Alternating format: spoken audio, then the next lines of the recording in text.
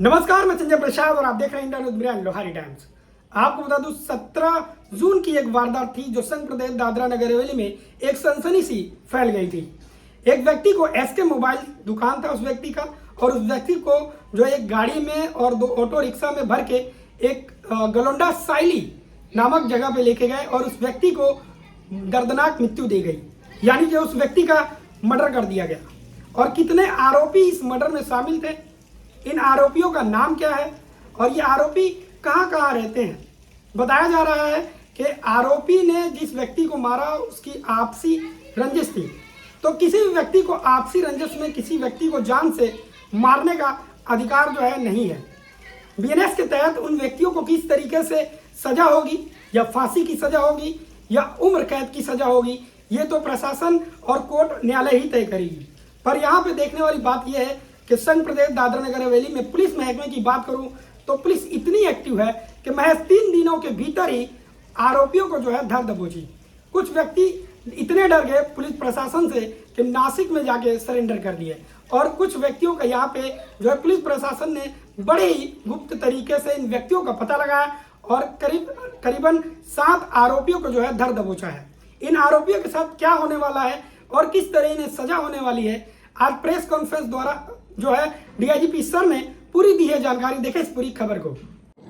17 जून को शाम के करीब 6:45 पे सिलवासा पुलिस स्टेशन में जानकारी मिली कि जानकी नाम का एक व्यक्ति को उसके मोबाइल शॉप से कुछ लोग उठाकर लेकर गए हैं। जैसी ये जानकारी मिली तुरंत पुलिस टीम मौके पे पहुंची और उसकी खोजबीन शुरुआत करी, और उसके बाद पता लगा कि एक खेतों में वो घायल पड़ा हुआ है।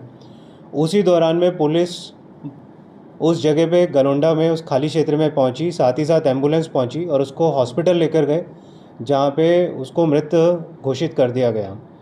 पुलिस ने उसके बाद तुरंत एफआईआर रजिस्टर करी और बहुत मल्टीपल टीम्स बनाई जो कि मौके पर पहुंची और आसपास के लोगों से जानकारी एकत्रित की, जिसमें पता लगा कि एक व्यक्ति मोटरसाइकिल पे आते और जाते हुए दिखा था। जैसी उसके बारे में जानकारी मिली उस मोटरसाइकिल को ट्रेस किया गया। ट्रेस करने के बाद उस व्यक्ति को ढूंढा गया और पूछताछ के लिए लाया गया। सख्ती से पूछताछ करने पे उसने अपना मौके पे अपनी मौजूदगी कंफर्म करी, साथ ही साथ उसने कुछ और लोगों के नाम भी बताए, और फिर उसके बाद में जो तकनीकी माध्यम से फुटेजेस के माध्यम से हमने उन लोगों को आइडेंटिफाई किया, और फिर उसके बाद वो जिस रूट से बाहर निकले थे उस जगह पे आसपास के ज़िलों को हमने सूचित किया और अपनी टीम्स को उन जगह पे रवाना किया। इसी दौरान में 5 लोग ने जाकर नासिक में सरेंडर कर दिया डर के मारे, और उनको यहाँ से पुलिस वापस लेकर आई और कड़ी पूछताछ के दौरान वो 5 व्यक्ति और 6ठा व्यक्ति साथ में जो था उन सब ने सीसीटीवी फुटेज में उनके चेहरे मिलते हुए दिखाई दिए हैं और उन्होंने अपने जुर्म को कबूल कर लिया है। और साथ ही साथ इस अपराध में जो मोटरसाइकिल, जो गाड़ी और फ़ोन्स यूज़ हुए थे वो सारे हमने रिकवर कर लिए। कुछ और जो अपराधी हैं जिनके बारे में अभी खुलासा हुआ है इन्वेस्टिगेशन में, उनके में भी धरपकड़ जारी है। तो टोटल कितने आरोपी थे और अभी कितने पकड़े गए? अभी हमने 7 आरोपियों को गिरफ्तार कर लिया है। साथ ही साथ अपराध में जिस व्हीकल का यूज़ हुआ था, जिस गाड़ी का यूज़ हुआ था, वो गाड़ी भी हमें मिल गई है। जिन फ़ोन से इन्होंने बातचीत करी थी वो फ़ोन भी हमारे पास आ गए हैं। कुछ और गाड़ियाँ और व्यक्ति भी आइडेंटिफाई हो गए हैं, वो जांच का हिस्सा है। जल्द ही उनको गिरफ्तार करके आपको आगे की सूचना देंगे। सर मोटिव क्या था? अभी तक प्राइमा फेसी इन्वेस्टिगेशन में सामने आया कि ये आपस में एक दूसरे को जानते थे काफ़ी लंबे समय से, लेकिन काम के चक्कर में कुछ अनबन चल रही थी और पीछे से इसमें से एक अभियुक्त को मरने वाले व्यक्ति ने कुछ समय पहले चोट भी पहुंचाई थी। तो इसी रंजिश के चलते हुए, आपसी झगड़े के चलते हुए इन्होंने इस अंजाम को दिया। कोई क्रिमिनल हिस्ट्री भी है सर इन लोगों का जो पकड़े? इसमें से जो पकड़े गए हैं उसमें से 4 लोगों की क्रिमिनल हिस्ट्री रही है। सर एफआईआर में जिन लोगों के नाम लिखे हैं उनमें से कोई पकड़े गए? एफआईआर में जिनके नाम हैं उनमें से कुछ पकड़े गए हैं और बाकी का जैसे जैसे जिसका रोल सामने आ रहा है वैसे वैसे हम उसको सबूतों के आधार पे पकड़ते जा रहे हैं।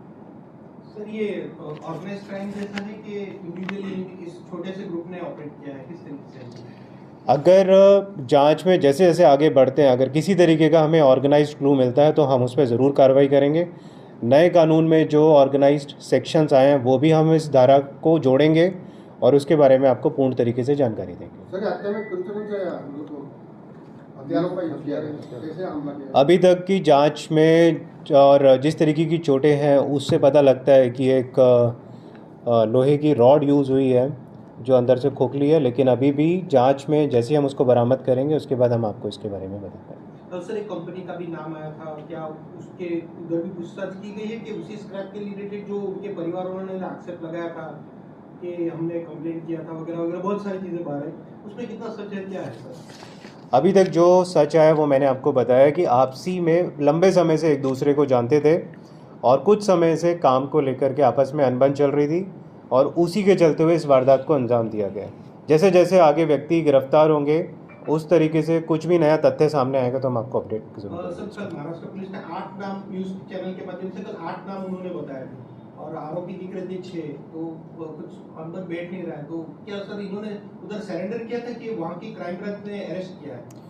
मैं जो इन्होंने हमारे सामने इन्वेस्टिगेशन में बताया कि इन्होंने वहाँ पे जाके अपने आप को सरेंडर किया है क्योंकि वो यहाँ से डर के भागे हुए थे कि सिलवासा पुलिस उन्हें जल्दी पकड़े।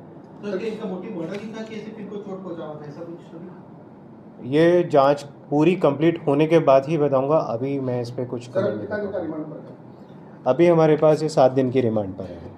सर पोस्टमार्टम रिपोर्ट में कुछ आया है कि अधिक मार्क से इनकी मौत हुई और कोई पोस्टमार्टम रिपोर्ट में चोट पैरों पे आई है, बाकी कंप्लीट पूरी फॉरेंसिक रिपोर्ट के साथ मैं आपको दे पाऊँगा। दुकान से ले जाने के बाद इन्होंने उसको ज़बरदस्ती गाड़ी में बिठाया है और गाड़ी के अंदर ही इन्होंने मारपीट करी और रास्ते में जिस जगह पे इन्होंने उसको उतारा है वो जगह करीबन सिल्ली करीबन कुछ ही दूरी पर है, इतना लंबा समय नहीं। उसके तुरंत बाद ही उसको मौके से छोड़ के मोरखल की तरफ से निकल गए।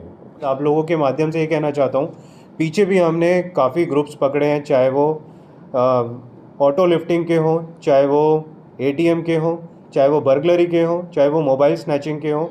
और मैं आप सबके माध्यम से ये कहना चाहूँगा, अगर किसी भी व्यक्ति को कोई तकलीफ़ होती है सीधा आके हमें सूचित कर सकता है, अपनी कोई भी परेशानी सीधा हम तक पहुँचाया जा सकती है। ये प्रश्न इन्होंने जो पूछा है मैं इसमें बताना चाहूँगा कि जो भी गिरफ्तारी हो रही है वो तथ्यों के आधार पे हो रही है, उनकी मौके पे मौजूदगी, सारे एविडेंस और उनके रोल को ध्यान में रखते हुए कि उन्होंने क्या क्या किया है, हर व्यक्ति एक सबूत के साथ आधार पे गिरफ्तार किया जा रहा है और जो व्यक्ति आगे चिन्हित हो चुके हैं वो भी जल्द गिरफ्तार हम करेंगे। सर इस केस को सुलझाने के लिए कोई स्पेशल टीम बनाएंगे आप? यहाँ पे पूरे ज़िले के सभी ऑफिसर्स सभी ने मिलके बहुत ही सूझबूझ के साथ एक एक इलाके को चिन्हित करके अपनी दिशा निर्धारित करके उस जगह पे गए हैं और वहाँ से जो सबूत लेकर आए हैं, जिस तरीके से इंटरोगेशन किया उससे काफ़ी अच्छी इन्वेस्टिगेशन और डिटेक्शन चल रहा है। तो देखा आपने कि किस तरीके से DIGP सर ने जो है पूरी जानकारी दी प्रेस कॉन्फ्रेंस द्वारा। आपको बता दूं कि आपसी रंजस हो या किसी भी व्यक्ति से किसी प्रकार से अगर आपकी बात विवाद हो तो आप अपने से कोई कदम ना उठाएं, नज़दीकी पुलिस स्टेशन में जाएं और पुलिस स्टेशन में जाके अपनी शिकायत दर्ज करें, जिससे आपको एक न्याय होगा और आपके द्वारा किसी भी प्रकार से क्राइम नहीं होगा। आप ये समझिए कि इन व्यक्तियों ने एक व्यक्ति की जो है पूरी जिंदगी उजाड़ दी, उसके पूरे परिवार को जो है तहस नहस कर दिया, मैच दुश्मनी के और दुश्मनी के द्वेष में आके, यानी अपने ईगो को लेके। आप देखिए किस तरीके से पुलिस जो है आगे इन्वेस्टिगेशन करने वाली है और किन किन आरोपियों को जो है पुलिस अभी धर दबोचेगी। देखिए इस पूरी खबर को, ऐसे ही आसपास के खबर को देखने और जानने के लिए हमारे चैनल के साथ जुड़े रहे। धन्यवाद। जय हिंद, जय भारत।